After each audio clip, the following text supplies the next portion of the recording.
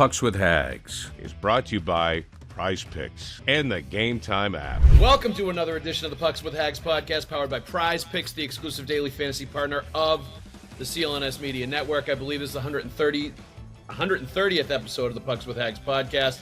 I'm your host, Joe Haggerty. You can find my work at joehaggerty.substack.com. Subscribe and get a premium membership. Get all of my NHL and Bruins writing sent straight directly to your inbox. I also write 3 columns a week for the Boston Sports Journal. Check out bostonsportsjournal.com. I have longtime friends and colleagues, Mick, Colageo, and Jimmy Murphy. Mick, and then Jimmy, please tell everybody where they can find your work. You can find my work at rinkrapmc.com. I link to it on X and on Facebook, and I'm in the seasonal issues of the Hockey News. And I do keep on a relationship with Boston Hockey now. Very good. Murph? And you can find me at rg.org and also Murphy's Hockey Law Substack. And, of course, I host the Sick podcast, The Eye Test, with Pierre Maguire.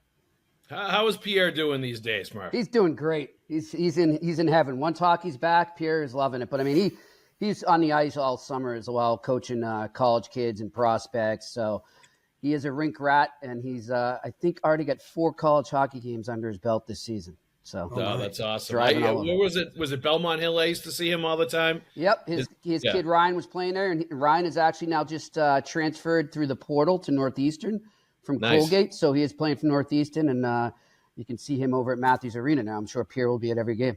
I was going to say, I'm sure we'll see him over at Matthews. That's fantastic. All right. Let's get a little shout out to our sponsors. We'll give them some love as well. Prize Picks. Download the Prize Picks app today and use the code CLNS and get $50 instantly when you play $5. That's code CLNS on Prize Picks to get $50 instantly when you play $5. You don't even need to win to receive the $50 bonus. It's guaranteed. Prize Picks.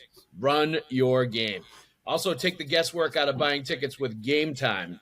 Download the Game Time app, create an account, and use the code CLNS for $20 off your first purchase. Terms do apply.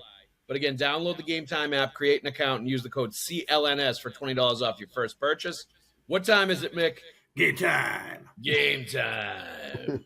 All right, guys, let's get into it. The roster, I thought, was a little interesting. Cole Koepke, Riley Tufte, both on the opening night roster, both made the cut after training camp. Matt Poitras hurt.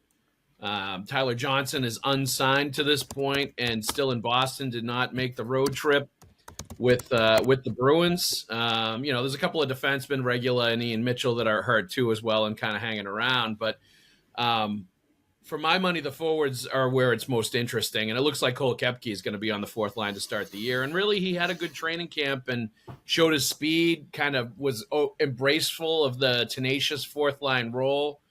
In addition to the speed, kind of reminded me of like what Anthony Richard gave the Bruins a little bit. Maybe not quite as fast, but both like high speed, willing to do what it takes to be on the 4th line, professional kind of players, got some offensive upside. Mick, what your thoughts just on who you see on that roster, how they performed in training camp, and if you think these are all the right calls? Well, there's no doubt that they envisioned Jones being ready to go when they signed him. So I think that the Koepke and Tufte situation is sort of a backfilling way to make sure that they get a good look at this new bottom 6. And to that end, they signed or acquired a bunch of guys led by Kastelik. And these guys are included in that. And we saw evidence in some, bang plays to start off some preseason games at home that, that these guys have brought a lot of energy. They happen to be big bodies, and they really want to get a look at this one way or another. So I think these guys were definitely going to fill in any which way they were going, make sure that presence is there. No doubt. And like, this is more examples of, and I give the Bruins a lot of credit for this. I think they've earned the credit and they've earned sort of the leeway with these kind of players. They do a very good job of identifying players that are stuck in other organizations that haven't quite gotten the NHL cracks or found the NHL traction in those organizations, bring them to Boston, and then all of a sudden they start performing and they carve out a role here and they really flourish with a different, change of scenery in a different location with different coaches, different situation. Koepke was behind a very talented crew in Tampa Bay with the Lightning for a long time. and he had pretty good AHL seasons, and he didn't really translate it to the NHL when he came up there. Tufty's a former first-round pick, also got a lot of talent, more of a big body, not quite the speedster that Koepke is. But Murph, your thoughts just on the roster right now and keeping those two guys and where we're at. I would agree 100% with everything you guys are saying there, too. And I'd point out, too, in terms of Tyler Johnson and the PTO that he's on and the fact that he's not on the roster, guys, we saw a similar situation last year with Danton Heinen, where, he had to sit behind because of salary cap reasons.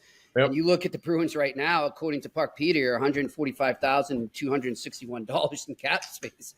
I mean, there's no money for Tyler Johnson right now. That's the problem. So, as Sweeney said when he announced the Swayman signing, he's going to have to do some cap work magic here and figure that out. But I think Tyler Johnson, based on what I saw, now you guys were there way more often than me, but from afar, from what I read, from the video I saw, from his performances in the preseason, I think he earned a spot. Yeah, I think he earned a spot. So I do expect him to eventually find his way into this roster. And then we'll see what happens with this other mishmash of guys that they put at the end of the roster there that you guys just mentioned. Yeah, I think Koepke might be able to stick around. That's the guy I look at and say the speed, the way he was, okay playing a fourth line role in the preseason and seemed to embrace that and play that hard abrasive style. Like, he's a guy that if he does well enough and he pops in a few goals, he may end up finding a role with the Bruins and sticking around in some form or fashion. But to your point, Danton Heinen last year signed on October 30th. It was 8 games into the regular season. So it took a while for them to figure out the numbers and make everything work to get him on the roster. Heinen was patient. I do think if they didn't have intentions of signing Tyler Johnson, he'd be gone by now. They would have cut him loose and let him try to hook on somewhere else. So I do think they are going to end up signing him. Part of the byproduct of Jeremy Swayman signing for more than the Bruins originally intended was, I think, changing sort of the dynamic of the salary cap and changing their plan a little bit and forcing them to have to uncover that money or figure out a way to get it done with Tyler Johnson. But I am in full agreement that he would have been the perfect 13th forward to start the year if they were able to sign him, all things being equal. He's going to be an excellent addition when they get him. Better, I think, than Koepke, better than Riley Tufty, a guy that can help them and also will probably battle with Poitras for playing time. But skill, can play top six, can play bottom six, smart, 2-time Stanley Cup winner, definitely showed he's still got game in training camp in the preseason. I think he can play with guys like Pasternak if he has to, and he can play with guys like on the fourth line if he has to. And that, with the resume he has offensively in almost 800 NHL games, I think as long as he can still skate and still play and still process the game quickly, which he showed all of that in the preseason, I think it's a no-brainer that eventually they're going to sign him. They're just going to have to see who gets hurt, what happens with the salary cap, what's going on over the next few weeks to a month, and then get him in there when they can. But Mick, I think we talked about it before. He'd be somewhere else right now looking for a job in another organization if they didn't think they'd be able to get him an NHL contract at some point. I didn't make that point, but it's an excellent point. The one that I was thinking about is that he will have a very Shattenkirkian presence on this team. You're taking a guy who's out of the positional context here. And also something I hadn't thought about until now is they don't want Poitras to feel like he's being handed anything. So this is really status quo for Don Sweeney to take a veteran player and park him in the view of a player like Poitras, who is coming back after an encouraging but obviously shortened, truncated rookie season, and saying, okay, don't think that you're a secure veteran here. Don't get comfortable. This is the way he always does business with young players. No doubt. And this kind of all answers one of the questions we had from a listener. What's the plan for Tyler Johnson? I thought he had a great camp. I was a bit surprised to not see him signed today. And that was from Neely82010. Yeah. And I think all of that. But like I said, and this has happened a couple times. Remember when Jay Pandolfo had a PTO and he ended up signing with the Bruins 10, 12 years ago, whatever it was? He was there for a month and a half before they finally signed him to a contract, maybe even more before they finally signed him to a contract. He was in that weird limbo where he was kind of practicing when they were at home, wasn't going on road trips. Very similar to what's going on with Tyler Johnson now. So there's a track record of when these guys do the veteran tryouts, that it takes a while to sort it out. But I think eventually he will be a Boston Bruin. All right, let's dive into Swayman. some interesting stuff there. Like, certainly he said and did all the right things after he signed. I even saw, I think it was Pierre LeBrun wrote a piece where he talked to Louis Gross, and Louis Gross was like crediting Cam Neely for like sort of kickstarting the movement towards getting the contract done by dropping the $64 million line during the Bruins Media Day press conference. So seems like everybody's like shaking hands and slapping each other's backs and trying to, make up and get the marriage back together again after it was clearly, some sniping back and forth while negotiations were going on. But like, I liked what I heard from Swayman at pretty much every corner about like, I'm going to earn this money. I know the pressure's on me. I know, the Bruins fans, like giving them a lot of credit in the community and all that stuff and wanting to be a big part of that. And like, I think he gets and understands now that he's put himself into a high pressure situation where if he doesn't perform well, he's going to hear it. And I think, it was encouraging to hear a lot of the stuff that you heard out of him. And it also felt like, to a degree, it was probably a couple days before camp. He didn't want to miss the flight to Florida. He didn't want to miss the first game in Florida. And he probably said to Louis Gross, like, it's time to get the deal done and get the best deal we can and get going. Murph, your take on all this stuff with Swayman, where we sit right now, what he's had to say, and sort of like where he's put himself as far as a position where he's going to be under a lot of scrutiny to start this year, especially after missing all of training camp. I know he gave a lot of credit to the BU training staff for helping him to get ready for the season. But let's face it, that's not NHL training camp for a 25-year-old goalie that doesn't have too many of them under his belt. And I think we're going to see some adjustment period and some pains from missing camp. Yeah, and look, going back to what you said about, everything he said in the press conference, I would like to see his tongue because I would think there's some bite marks on it. There was a spot where I think Dupes was pressuring him pretty good, asked him 3 point-blank questions, kept going at him. And he finally said, look, we know the truth. And that's that. We're moving on. But the fact that he's not disagreeing with what Gross said in his statement that was released a few hours after Neely's jab, it's interesting. But he's now got 66 million reasons in 8 years to forget that. So now it's on to hockey. But I look, guys, in terms of the contract he got, it's pretty much what I heard it was going to be for a while. It was about $2 million more. But I think that was fair for both sides, considering where the market's headed, where we are now, what he's done. It's almost maybe, in my opinion, a little too much considering the lack of games that he has under his resume and the fact he hasn't been a number one yet. But I think it was a good deal for all sides involved, and they should be happy going forward. Yeah, I think as far as the deal goes itself, I think a few years from now, as long as he plays like we think he's capable and he like fulfills his potential and does exactly what the Bruins think and I think and Swayman thinks and everybody thinks, it's going to look like a bargain when Shesterkin, Bobrovsky, and those guys like really like push the goalie market into double-digit million a year, 10, 11, 12 million a year on the contracts that they're going to sign, and rightfully so, given their resumes. He skipped a step. Let's face it. He skipped a bridge deal step, like a 3-year, $15 to $18 million contract step that Saros had done in Nashville before he signed the deal that he just signed. And frankly, I don't think Swayman should have gotten a bigger contract than Saros got in Nashville. I'm with you. 100%. Saros was coming off 3 straight seasons where he played over 60 games and played really well. So and he get played a little bit more. So behind a lesser defense too, Joe. Right. There's much more structure in front of Swayman. Totally. So credit to him and Louis Gross for, getting more. And, he did set a higher bar for the goalie market for guys that are in his situation that are still under team control. There's no doubt about that.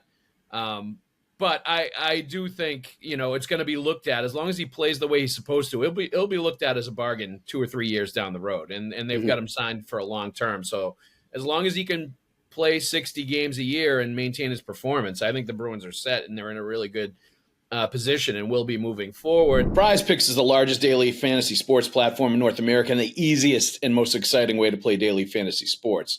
Instead of battling thousands of other players that could be pros or sharks, you simply pick more or less than on 2 to 6 player stat projections, and you just watch the winnings roll right in. It's fun and pretty simple.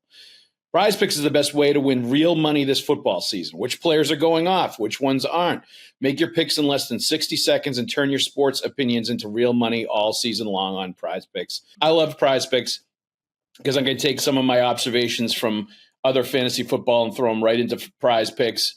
Players that are going off. Kyler Murray had a great start to the season. He's kind of cooled off a little bit now, so I maybe would stay away from Kyler Murray. But that's just an example of the kind of things you can go after in Prize Picks. This week on Prize Picks, I'm looking at the football board and selecting Justin Jefferson for more than 83.5 receiving yards and Patrick Mahomes for less than 267.5 passing yards.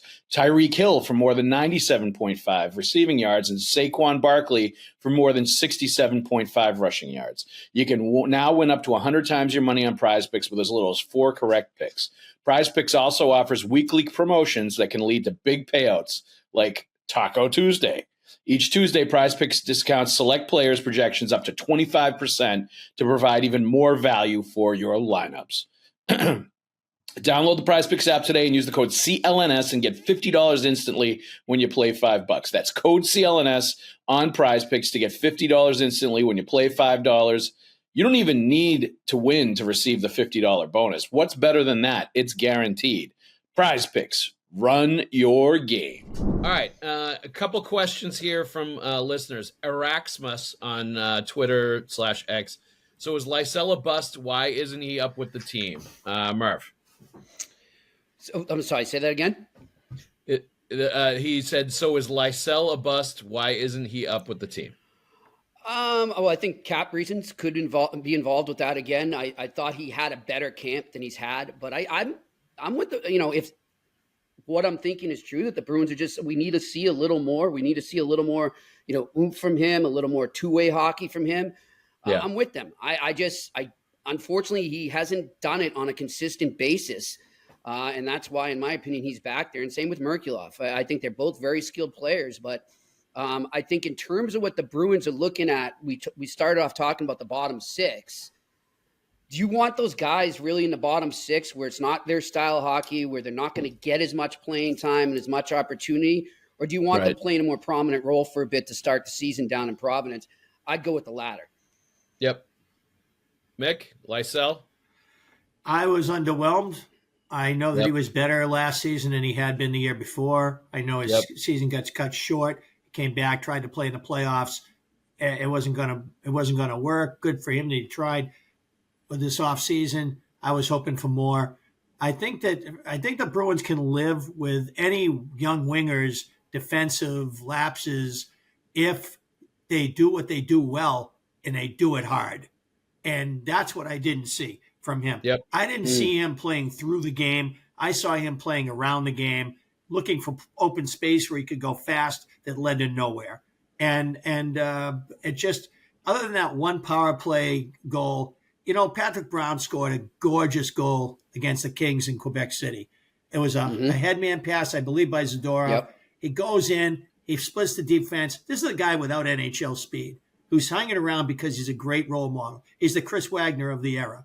And he goes in there and he scores this gorgeous. Had Lysell been the player on that highlight reel, this would have been talked about. This would have blown up X. And instead, it was a guy who everybody is already, there's no shine on that player, so nobody's reacting to it. So much of this stuff is subjective. For me, the fans are going to be disappointed that we don't have a shiny new toy. You know what? There's a lot of shiny new toys on this team. They're just not shiny new to the NHL. So I'm eager to see this team as constructed play hockey. Lysell's not ready to play with the hockey that they need to play. Yeah, the shiny new toy was not ready to be opened up yet by the kids. That's basically what it comes down to with Lysell. The toy wasn't ready to be played with. And for me, when I asked Marchand, I don't know, it was a week, 10 days ago, that question about Lysell and Merkulov doing pretty good. That was a great in the preseason. Yep. And then Marchand went into that long soliloquy about pretty good not being good enough. That told me all I needed to know, that Marchand was not given the stamp of approval for Lysell playing on his right wing on his line, and telling everybody that those guys were not ready for prime time. They were not ready for the NHL. They were not ready to beat out veteran players, experienced players, and they weren't ready for the warfare of the NHL regular season quite yet.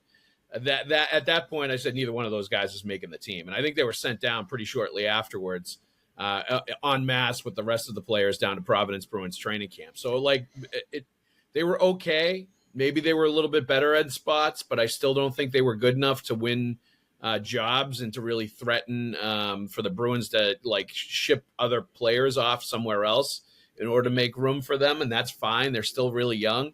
And maybe this one last year of seasoning will make them ready. Maybe they'll be ready in the middle of the year when somebody gets hurt and there's an opening and they can come up and play. And I would expect to see both of those guys at the NHL level at some point this year. But I think it's way too early to call either of them a bust either. Like, what is Lysell, 20 years old? He's definitely got some time still to develop. And for the AHL, he's been a super young player in that league for the last couple of years. So, like, he's gotten valuable development time where he's had to play up against older, better, more experienced players. And I think that's continued to make him better. And he's gotten good coaching. Ryan Muginel, I think, has handled him really well. Like, that whole come to Jesus moment in the middle of last year where they kind of called him out and then he played better after that, that was an encouraging sign. But I just don't think we still don't see them like completely seizing the opportunities in front of them in these training camp situations, which you have to see a Matt Poitras like, I am going to leave no question like last year. I'm going to make this team. I'm not going to give them a decision. I'm going to force them to put me on this team by the way that I play. Neither one of them really did that like Poitras did last year. And frankly, I thought Poitras was better again this training camp than they were. Like the issue with Poitras now, I think, is he going to be able to stay healthy with a smaller frame and a smaller body to play consistent minutes and play top six consistently in the NHL where he seems to get banged up a little bit. You know, he's hurt again now and not ready to start the regular season. So we'll see with him. But like, I think Poitras is the guy to get excited about more than Lysell and Merkulov at this point. Agreed. This from Keely MA on Twitter. I feel like we just paid $8 million a year for a mystery box. Murph. I mean, I wouldn't call Swayman a mystery box by any means. No, I think that, the mystery's been shed. He's a good goalie. He's poised. He won a playoff round. You got to give him credit for that. I know it's one round, but he's won a playoff round. Only Bruins goalie to do it since Tuukka. Yep. So, yeah, we all know how half Bruins Nation felt about Tuukka, though, right? I just I think the whole thing, going back, and I'm not trying to bring up everything that was said back and forth, but I think if that's what a fan is thinking, and I don't think he's the only fan thinking that right now. I think there is some angst amongst the fan base. Yeah. I don't think he's going to get booed by any means on Thursday if he's in the net, but I think there might be a little less patience, though. If he gets off to a bad start, he could hear it a lot sooner than maybe he would have. Yep. I think, he just picked a wrong spot. He took, like you referenced, Joe, he took a stance to set the goalie market. I think he forgot who the owner of the Bruins is and the reason why there's a salary cap. And, when Jeremy Jacobs read those comments, I'm sure there was a call made to Cam and Don being like, what is this? Who does this guy think he is? And so I think he ticked off some people, both within the organization and amongst the fan base.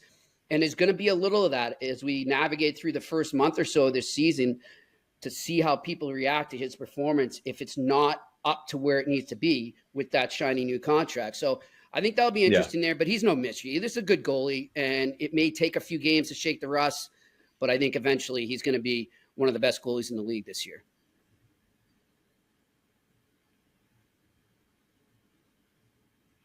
Yeah, I think I agree with you. I do think he's going to be under a bit of a microscope to start, and I think not only missing training camp, but also being the number one guy for the first time, having all the pressure on his shoulders. If he struggles for a couple of games, there's going to be no Linus Ullmark or Tuukka like next to him to go in there and take the pressure off. Like, it's going to be on him, and he's going to have to stop the losing streaks, and he's going to have to play all the best teams, and he's going to have all of that stuff on his shoulders without anybody really there to help him out like it's been in the past. And I think that's going to be an adjustment. I do think he's going to struggle at times this year. I don't think he's going to statistically have the same kind of season he did last year. And I think he's going to hear it at times because of all that, because the fans are going to put two and two together and say, you skipped all of training camp, and that's part of the reason you're struggling now. And there's the whole part of it where him taking a bigger piece of the pie and a bigger salary makes it harder for you to build a stronger team around him.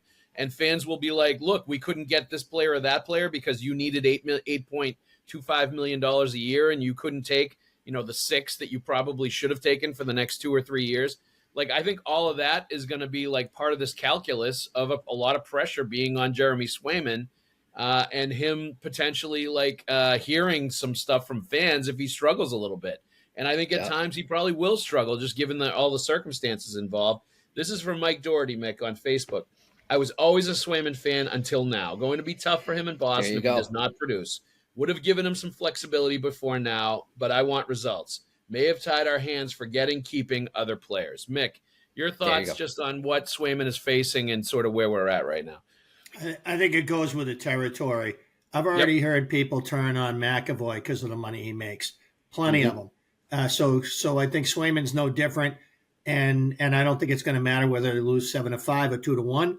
I think that the criticism is going to be there because you're making the money. I want the result. You got to have that, and that's saved there. It's not going to matter what the score was.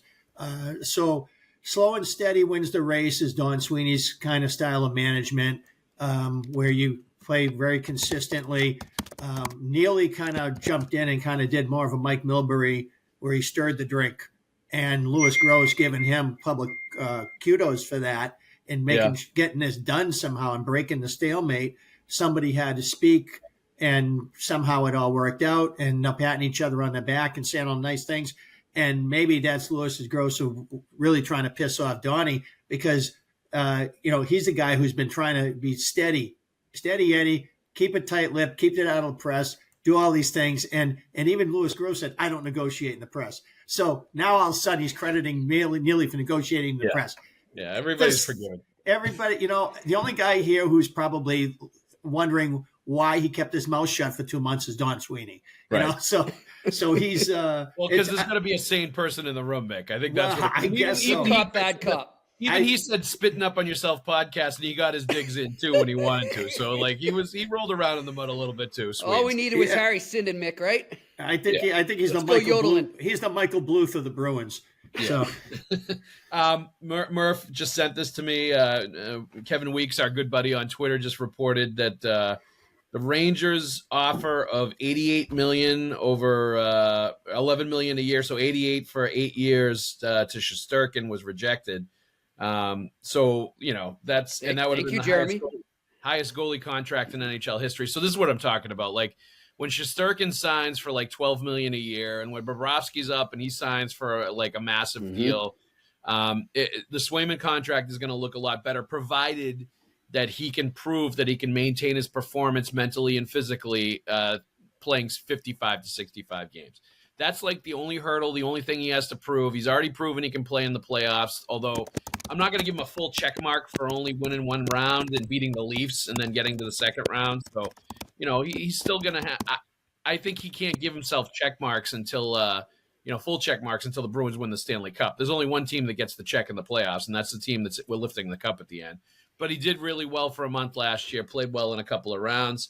And I think I still fully believe in him and his abilities and the attitude that he brings too. Like I like that he has swagger, and it played into like the negotiations and his stance and all that stuff. But that's part of what makes him great and what makes him so good as a goaltender as well. It's part of the whole Jeremy Swayman package. So I'm like, okay with all of that stuff. He just has to go out and prove it. That's the only way. Like people can talk to me about how efficient a goalie is, how all these fancy stats, like he does this, he does that. Dude, you can throw all that stuff at me. I don't care until he actually goes out and does it for 60 games a year. When that happens, then I'm a believer because there's only certain kinds of goalies that can do that. Linus Ullmark couldn't do that. Tuukka Rask really couldn't do that. There's a lot of goalies out there that can't like perform consistently and maintain with that kind of a workload. It's very difficult to do. And there's only a few goalies the unicorn goalies that can do it. So Swayman has to prove he's one of those guys, but I certainly think he's talented enough to do it. We'll be back to show in a minute, but let's thank our sponsors right here. And then right now we've got Game Time. Do you remember your first NFL football game? I do. I remember going into the New England Patriots and the Cincinnati Bengals. It was 1985. It was the last game of the regular season, and the Patriots had to win to clinch a wild card spot in the playoffs. And what did they do? They went out and beat the Bengals. They won the game. And I honestly remember this game very vividly because I was 11 years old at the time.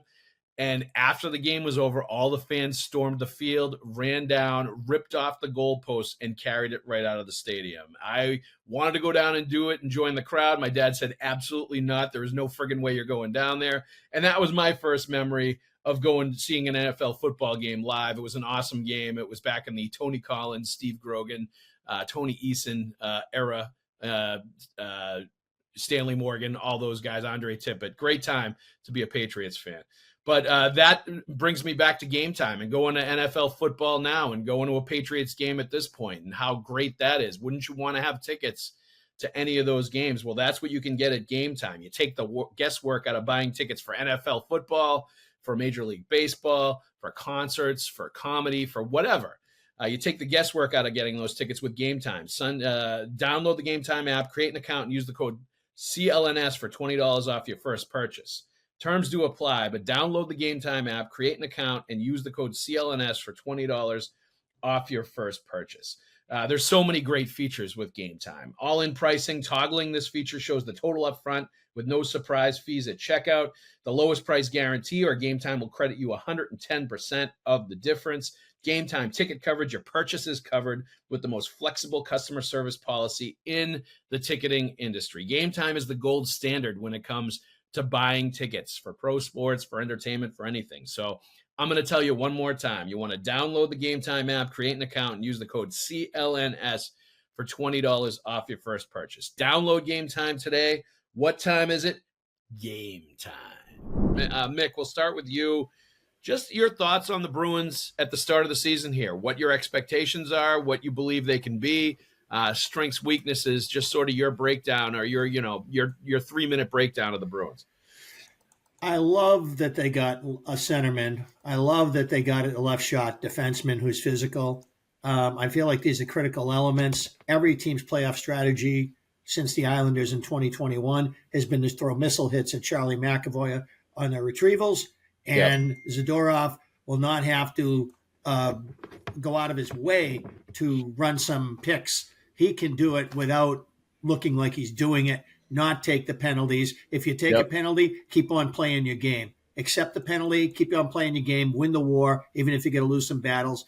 Lindholm's going to give the Bruins, along with Charlie Coyle, two very solid presence, two-way, three-zone presence that you can take into the playoffs. Last year, they tried to do this with one guy and reinvent it. Zaka was on left wing. Now he's on the third line. Now he's this. Now he's that. And you got Morgan Geekie playing second line center in the Florida series. You know, this is a whole different animal. I'm not worried about the right wing situation. They can keep on trying to figure that out. I think that that what we got, and I'm looking forward to the forecheckers and seeing if these guys can sustain it for a whole game. I've seen it really a lot in first periods. I haven't seen it looking good in seconds. That's a good point. I want to see that the Bruins take that next step as a club. They're a young nucleus, but one that's coming of age. And Marchand is the outlier. He's the old man here. And this team is now the right age to contend for the Stanley Cup. The players are old enough. They've been around long enough. They still got their wheels. If this team can do it, this is when they do it.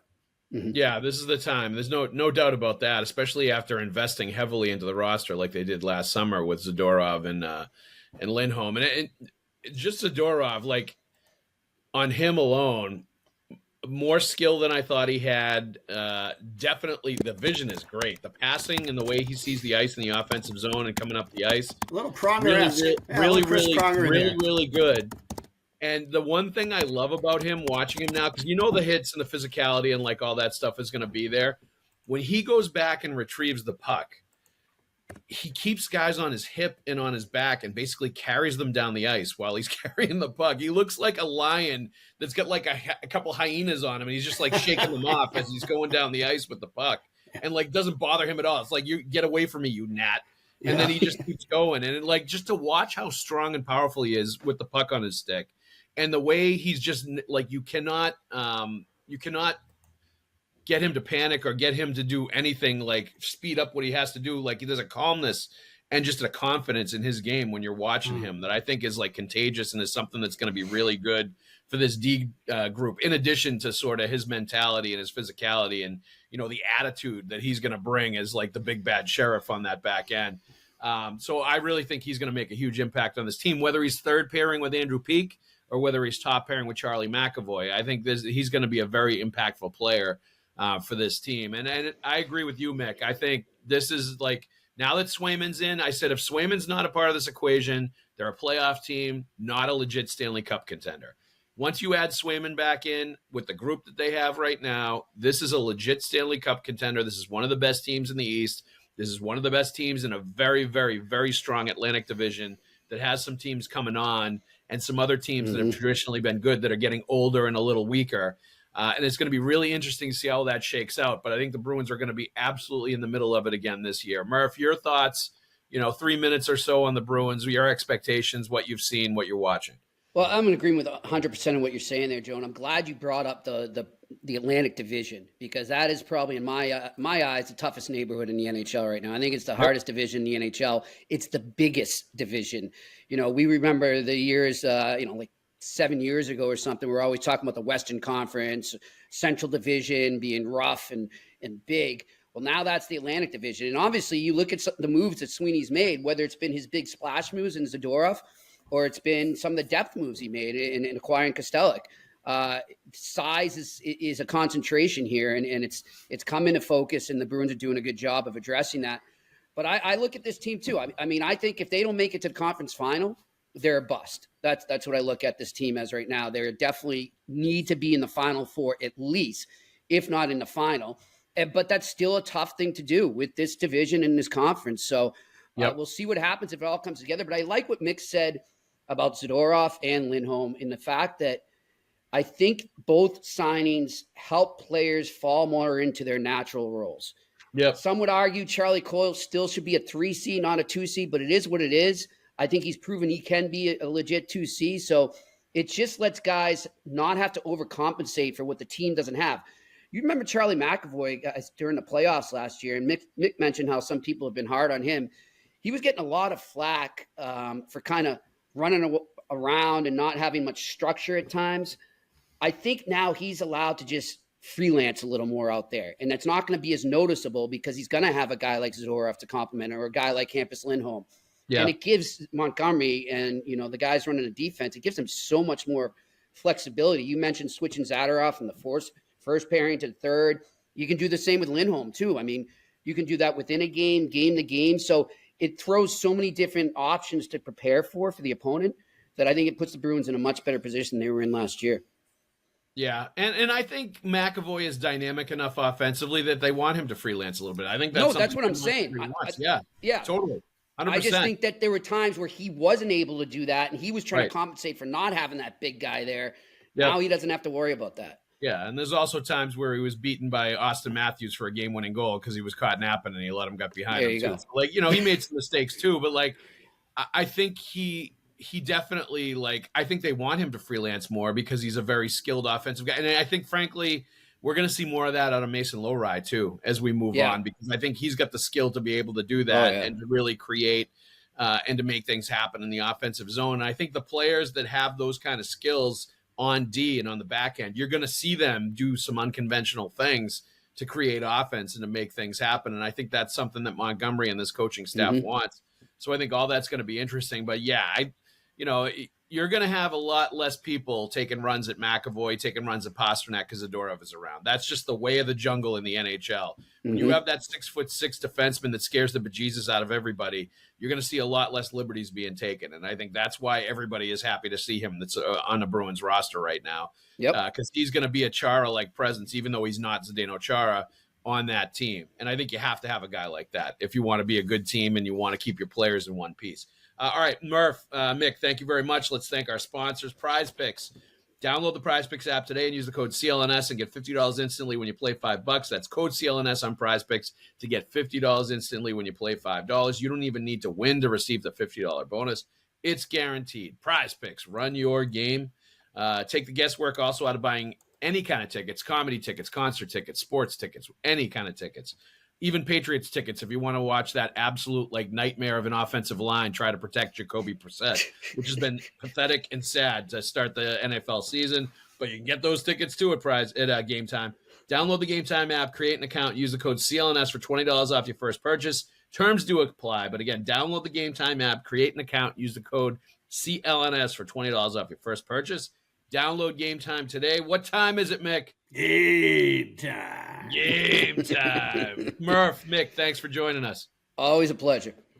R.I.P. El Tiante. Oh, no. Louis Tiant? What a tough way to close out the show. All right, Mick. All right, Louis El Tiante. I'm sad to hear about Louis Tiant. Rest in peace. Everybody else, thank you for listening. We'll see you at the rink.